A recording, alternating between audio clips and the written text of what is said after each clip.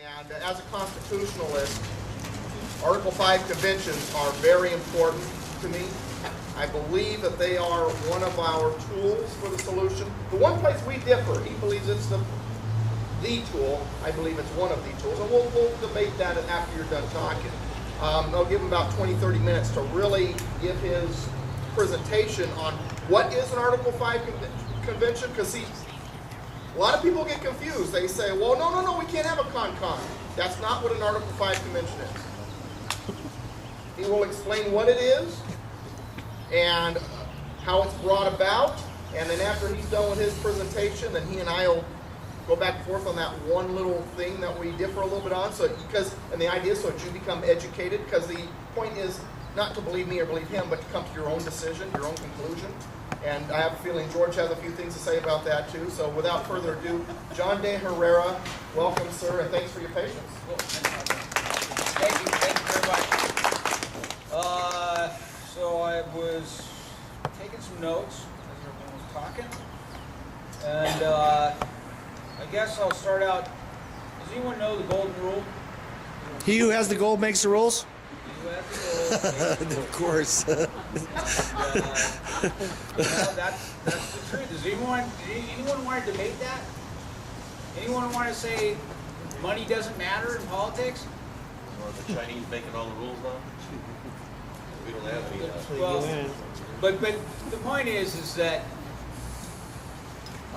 this isn't a Ron Paul speech. This isn't about the Fed or anything, but it's an objective fact that the banking system is headed our ship of state in a direction that is not good for the people. And all the stuff we're talking about, we all appreciate people who are paying attention to local issues, and it does matter. There is pushback there at the local level, but I think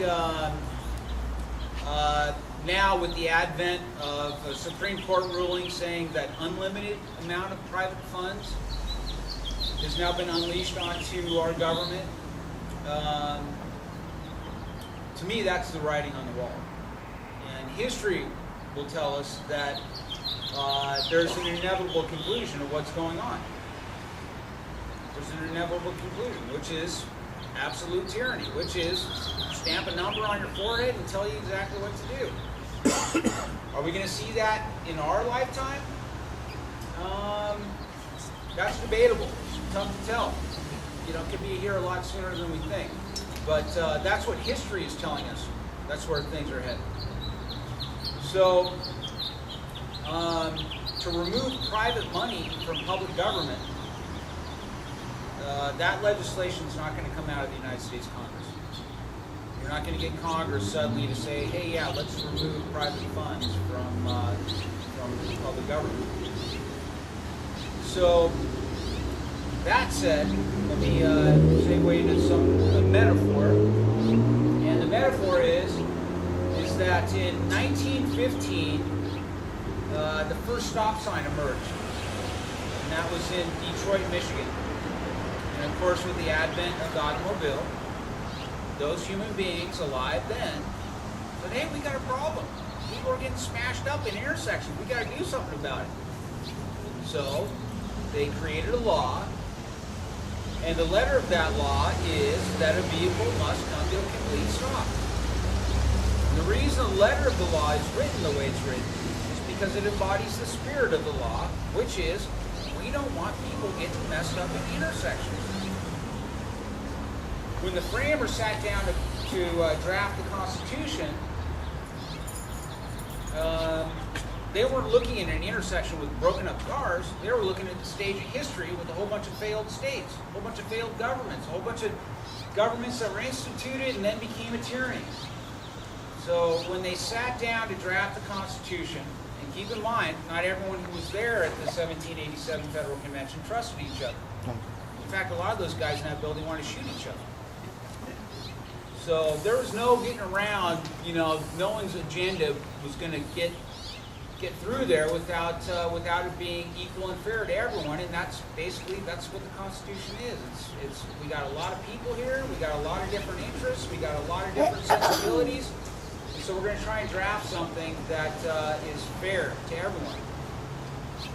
So they were almost done, and the Congress was going to be allowed to propose changes because that seemed common sense. That, hey, yeah, we can't figure out everything that's going to happen from here, so we know there's going to have to be changes, so we've got to put in a feature in there for amendments. And Alexander Hamilton, the bankers, almost had it pushed over, but then Colonel Mason stood up and said, well, hey, what if Congress itself becomes the problem? Then what do we do? So they put in the convention clause. And the spirit of the convention clause is when things become corrupt, that generation, that society alive then, which is you and I, can say, hold up the Constitution and say, no, it's over, stop. So that is the spirit of the Constitution. Now, Doug would say that there are things that are tantamount, things having the same weight. And when I talked to Occupy folks a couple of years ago, I was trying to get a lot of Occupy folks signed on to the idea that it's time for a federal convention. And I used to say to them, hey, what's more important, the right to complain about your government or the right to reform it altogether? There's no debating that.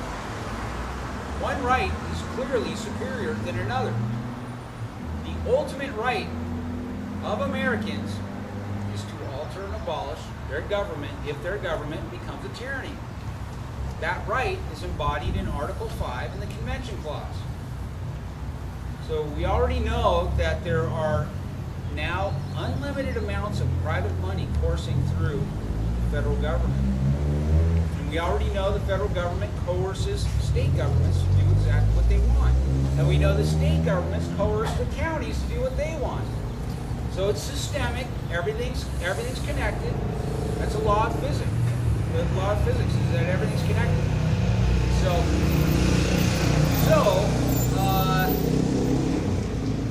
I would argue that it's convention or bust. Either we're going to get Americans cognizant that, hey, we have this ultimate right, and it's exactly what the powers that be don't want to have happen. And when I say that an Article 5 convention is exactly what the powers that be don't want to have happen, I say that based on historical fact, which is there have been several times, well, not several, but a number of times in American history where a generation of Americans, for instance, back in the 1910s, started getting so upset with Congress that they started beating the drum for a convention, for a federal convention of state delegates. And before you know it, Congress was like, here, what do you guys want? So that's historically, it's a fact. So in my view, it's convention or bust. And right now there's a lot of folks saying nullification. And hey, if Congress spits out some really crummy legislation, then we're going to go to our states and say, hey, let's bat that down. They're not going to. Those guys in D.C. aren't going to get over on us on that one.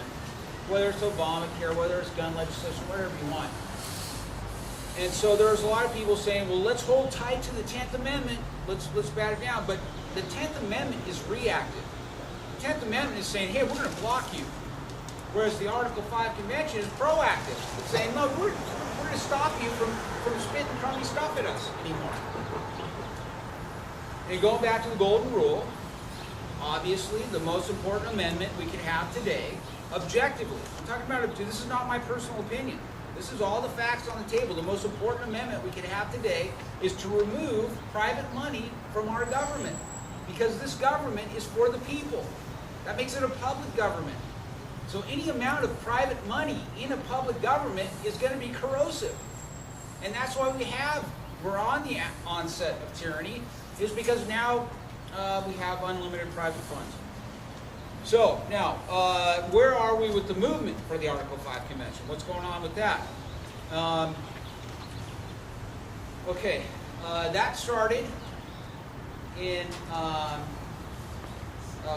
started with a guy named Bill Walker, who lives in Auburn, Washington. Some folks, the Civil War is their big deal, and they know everything about the Civil War. They know everything about World War II or the First World War. This guy, Bill Walker, is an Eagle Scout, and And his deal was the Constitution. He wanted to know everything about it. And so he did, and he found out about the Convention Clause. And touching on the letter of the law again, the Constitution says that upon the application of 2/3 of the states, Congress shall call a convention for proposing amendments. The Constitution does not say upon the application of 2/3 for the same subject, Congress shall call a convention. It does not say upon the application within 5 years, Congress shall call a convention. The letter of the law is it's based on a simple numeric count.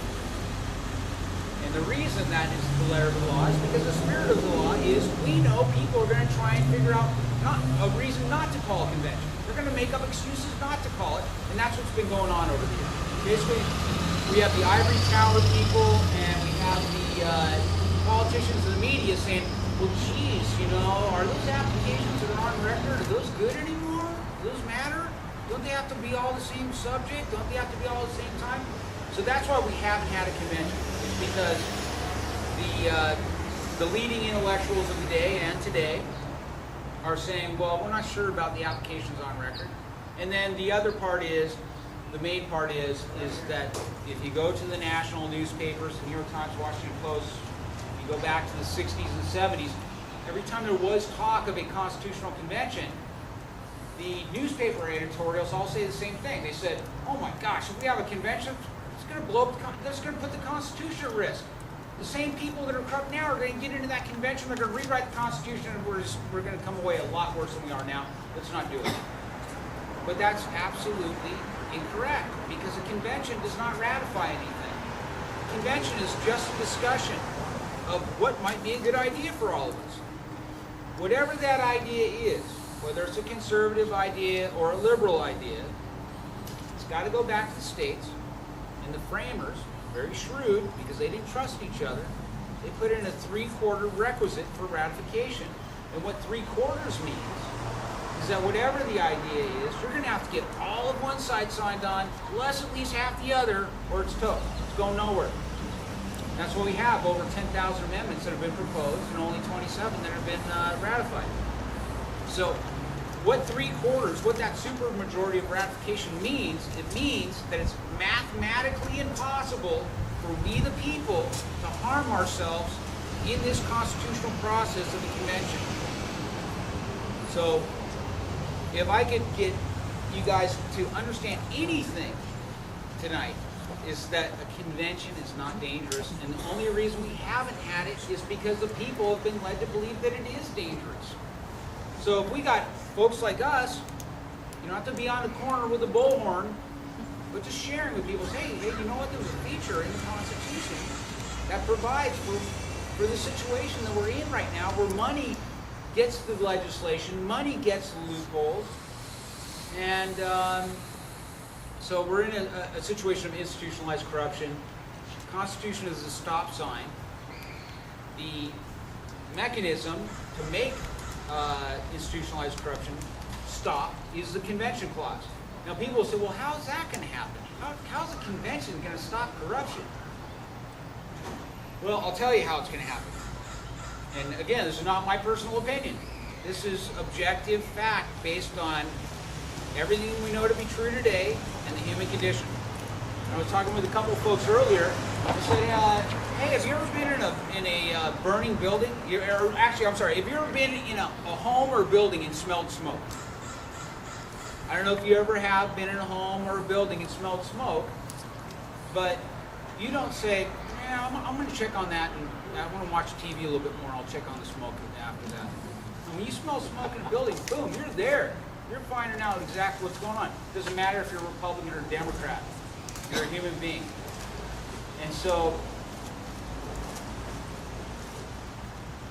if we get a tipping point majority of Americans, which is roughly 30 million Americans, maybe even less, science also shows us that once you get that tipping point, the idea automatically spills over into the population at large.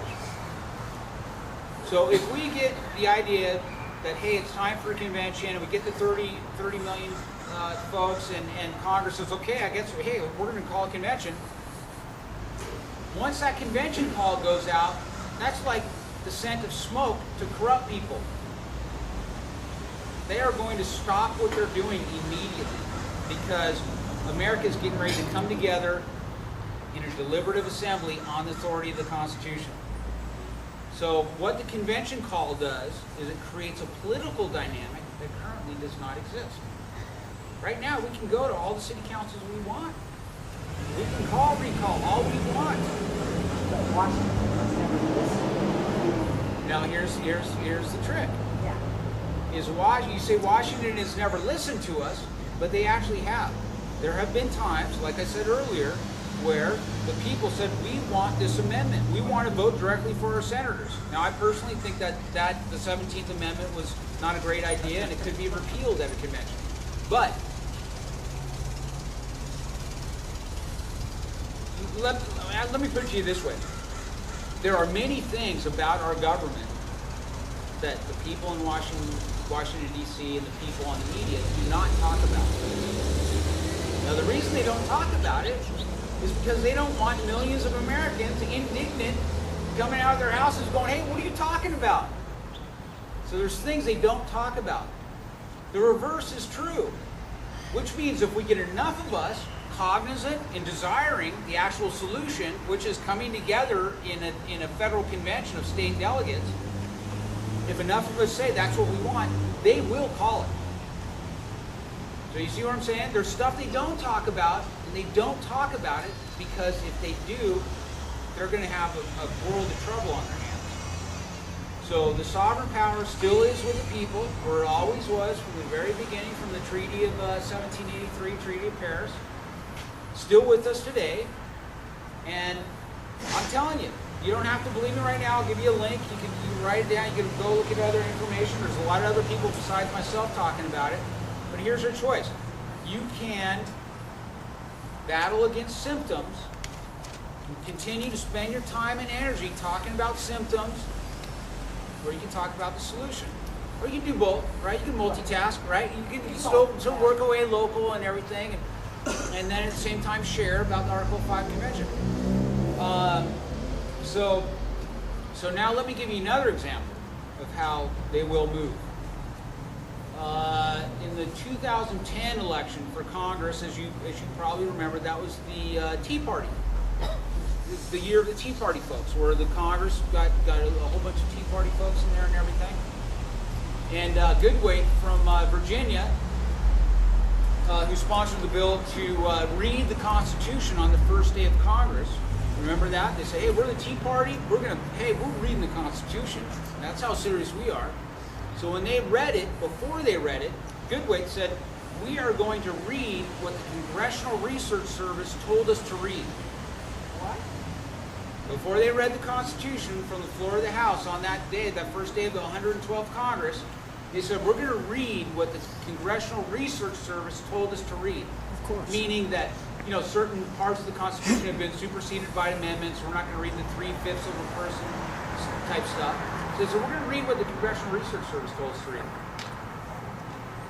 If you go to YouTube, well, there was a YouTube video, it was from C-SPAN, and they skipped right over the Convention Clause. They actually skipped over Section 4 of Article 4, which says that Congress shall guarantee a Republican form of government. They skipped over that. They skipped over the first half of Article 5 and came right into the ratification process. Okay? Subsequently, they now have edited that. They took down that original video. Now there's a video that cuts to Goodweight reading Article 5. Now, that happened in 2010. In October of last year, the Congressional Research Service issued a 2-part paper all about the Article 5 Convention. So how is it that this Congressional Research Service told members of Congress not to read the Convention Clause, and less than 2 years later issued a 2-part white paper all about it? What does that mean? Scam?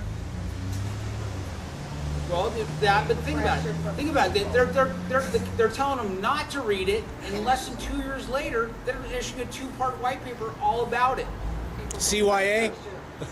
So that means they got a tiger by the tail, And they know the people are starting to find out about the Article 5 convention, and this is the paper right here. You can get this on the Friends of the Article 5 convention website. In this paper, they say, right in the beginning, hey, you know what? This media day and age, social media and everything, this thing might spring upon us. So you guys better know everything that there is to know about it, so you know how to talk about it. This is a fact of reality. They know it's coming. I would like it to happen sooner than later. I don't want to wait for another 3 years for it to happen. It may take that long. I know it's coming one way or the other. But the beauty for you guys and for myself is that we get to talk about the truth, which is, this is our government. This government was instituted for us, by us. And until we make them obey it, we're going to continue to do what we're doing. So it's just about being cognizant. Literally, I mean, you really just have to, now that you guys are now all aware of it. Just being aware of it, that in and of itself matters. So I'll conclude with a couple of points here. Maybe I got a couple of notes.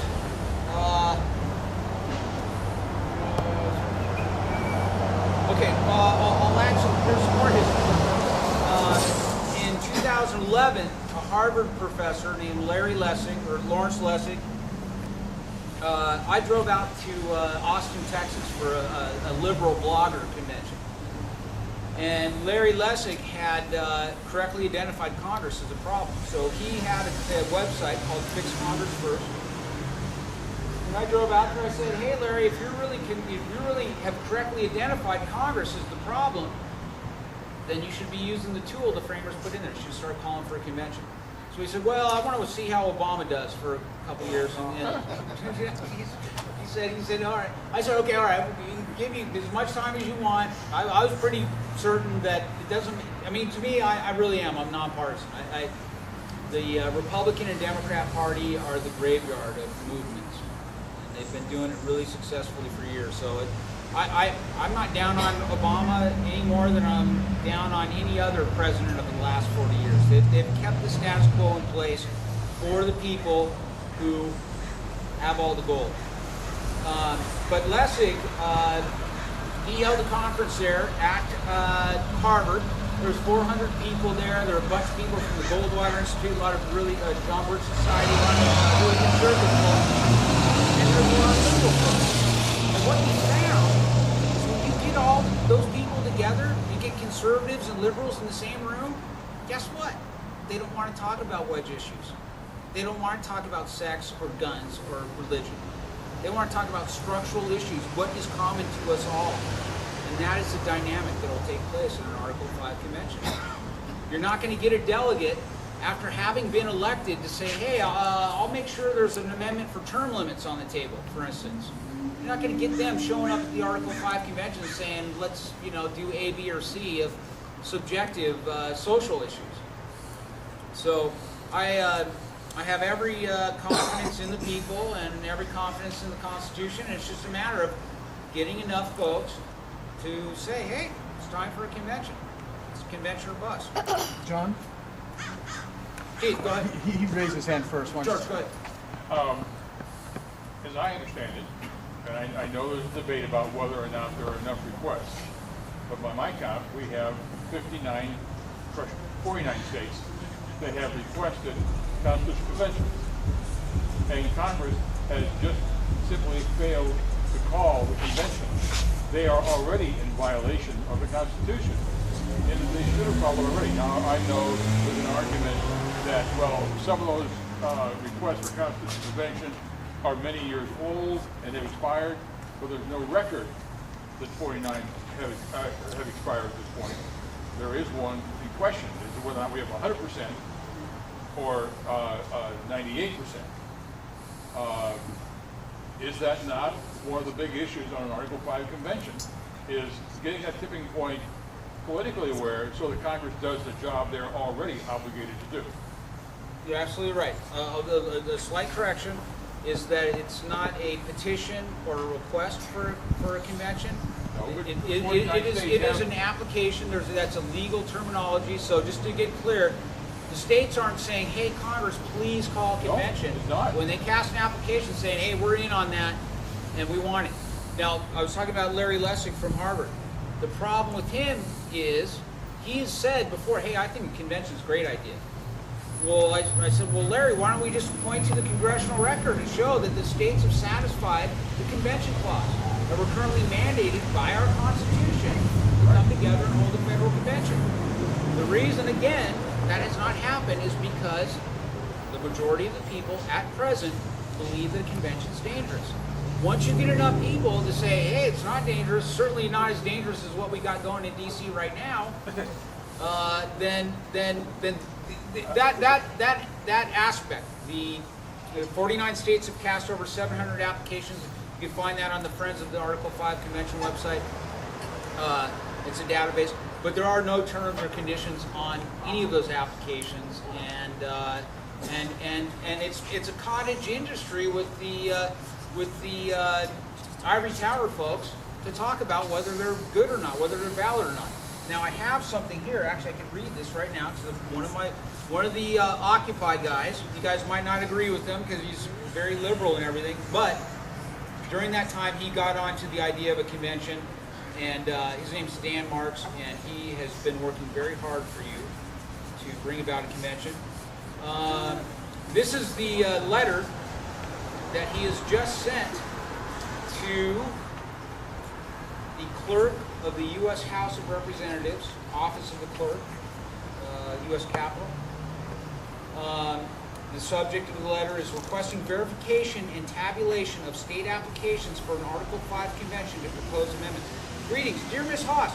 I spoke with Kurt Boyle in your office and Tom Wickman, House parliamentarian, so this is a parliamentarian of the House, and have been instructed to deliver this information to the clerk of the House of Representatives. This was just last week this letter went on. I'm providing you with the attached documentation of 42 legal standing state applications for the Article 5 Convention for determination of their validity. The collection of all known applications on record may be found here. We at Article5.org acknowledge the fact that the states have satisfied the required 2/3 numerical threshold to call for an Article 5 convention. So anyway, so that's in the mix. So there's people in D.C. right now going, whoa, they're even asking for the official tabulation now. And the parliamentarian, as I understand it from Dan, is he's with us. And there's people in D.C. that they're like a lot of us. They've been misinformed. They're now waking up to actually what's what. And so anyways, all those things are in the work. The applications, the states have satisfied the convention clause. In effect, the first Article 5 convention we should have had was in 1911 when we reached that threshold, and we've been operating with the rogue government ever since 1911. I would like to say this. If you really stop and think about it, in Article 5 it says there are 2 ways to amend the Constitution. To propose amendments. To propose amendments to the Constitution. And that leads to one way of ratification. In either case, it's the same. In either case. But interesting, here's the thing that's happening, but most people don't seem to really get it. Congress has been conducting an Article 5 perpetual convention for hundreds of years. Every time they pass a law that's unconstitutional, they are amending the Constitution Amen. on their own. Keith, you could also argue the Supreme Court Well, is, that's where- is an open-ended constitutional convention that amends the Constitution with each new ruling. Each new ruling or interpretation. And I'll tell you this, out of all those 700 applications that are on record, the numerical, some people say, well, you know, of course, they got to be contemporaneous all at the same time, or they got to be reach the two-thirds. I know it's totally bogus, but one of the times that it has reached the 2/3 requisite is applications requesting a convention specifically to address the Supreme Court and how it operates. So the people of the past. Can you clarify that? Okay. It has been a problem for a lot of generations of Americans how the Supreme Court rules and interprets the Constitution.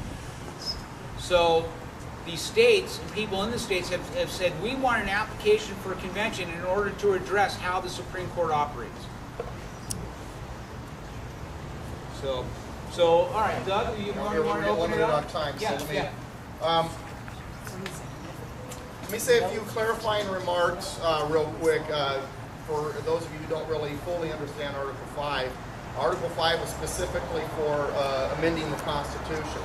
And as Joe asked and was clarified is Article 5 provides two ways to propose amendments, by Congress or by the states. Now, if you read Mattis's notes, here's something that's fascinating. Originally, only the states could propose amendments. The allowance of Congress proposing amendments was actually added later, near the end of the convention. And there was a lot of people upset about that, and the response... Doug, I'm gonna have to stipulate here. The original draft was that only the national legislature can propose amendments. To the if you read Constitution. Madison's notes, it was the states only at first. And about the fourth to last day of the convention, they added the Congress. We can go over the notes later.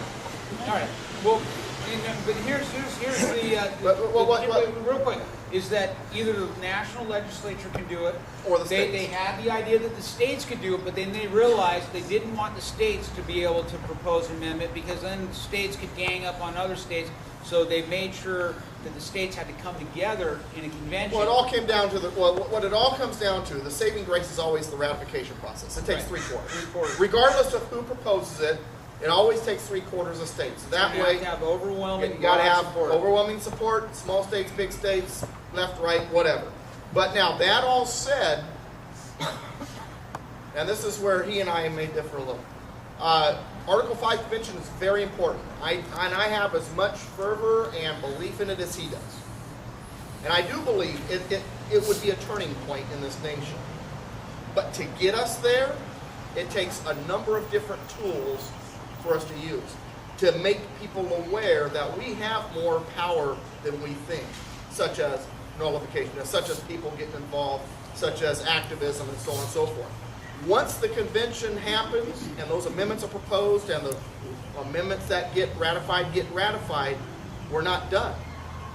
Because what we have learned throughout history is that statism, centralized systems, collectivism, whatever you want to call it, always does whatever it can to go against the individual.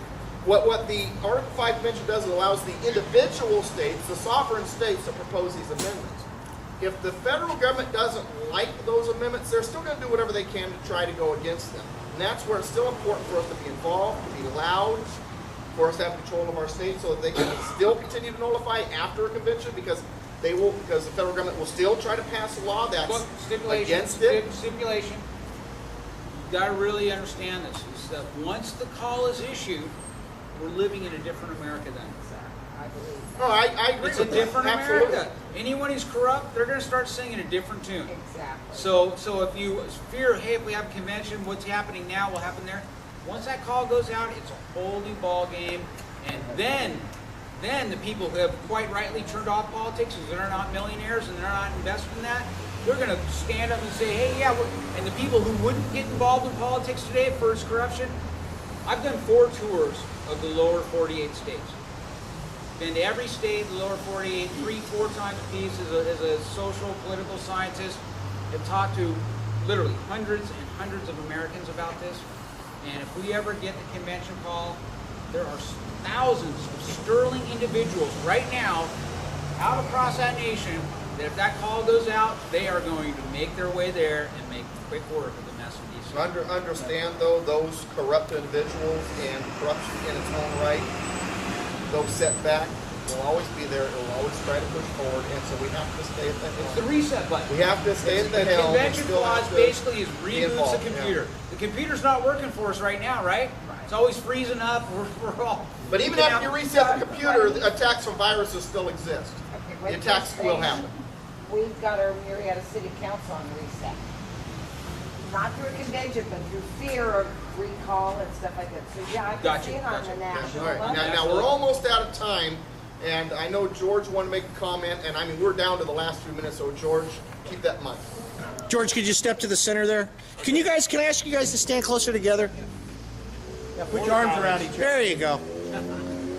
One of the comments that I think is necessary for the Article 5 convention and the power, and that's with the states. You noticed what happened with Arizona just here recently. The Constitution is very specific that no federal court has got jurisdiction over any state. But even the state of Arizona and their hierarchy didn't read the Constitution well enough to realize that only the Supreme Court was a court of original jurisdiction for those issues about the amnesty law and the immigration law.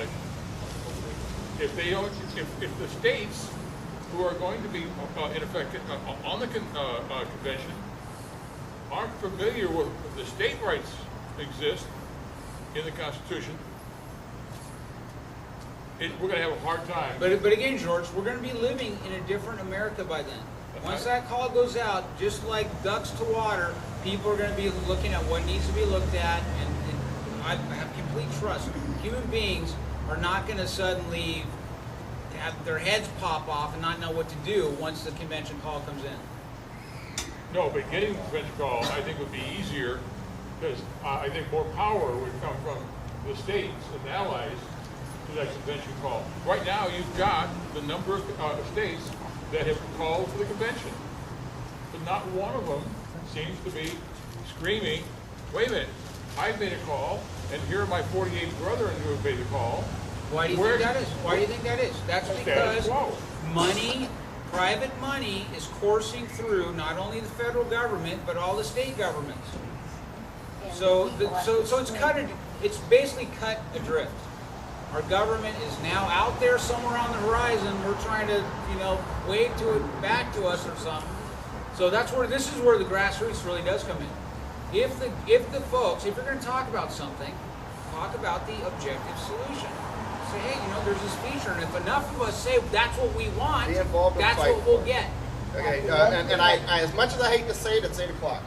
But he's right. That comes back to grassroots, being involved. The whole point of what I'm trying to do here with this, my Constitution class, the radio show, and all that. John, thank you for spending time with us. Thank you, Doug. Let me